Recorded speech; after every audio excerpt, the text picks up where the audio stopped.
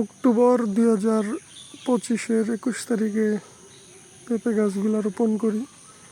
দীর্ঘ প্রায় 5 থেকে 6 মাস পরে ফলন হয়, কিন্তু গত 2 দিনের বৃষ্টিতে এখন সব কিছুই পানির নিচে।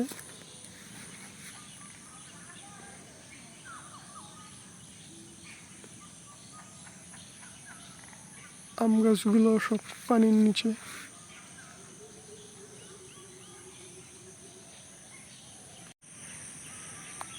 আজকের বৃষ্টিতে বাগানের অবস্থা, পুরো বাগান পানির নিচে। সবগুলা পেঁপে গাছেই 10-15টা করে পেঁপে আছে, কিন্তু যতটুকু পানি জমছে সকল পেঁপে গাছ নষ্ট হয়ে যাইব।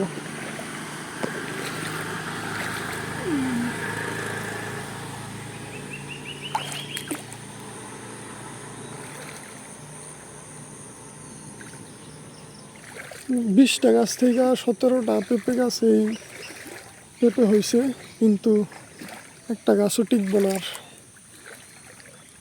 আর এই যে আমগুলো বড় হয়েছে, মোটামুটি 20-25টার মতো আম আছে, কিন্তু আম গাছের আমগুলো নষ্ট হয়ে যাব পানির নিচে থাইকা। আম গাছের মধ্যে পানি।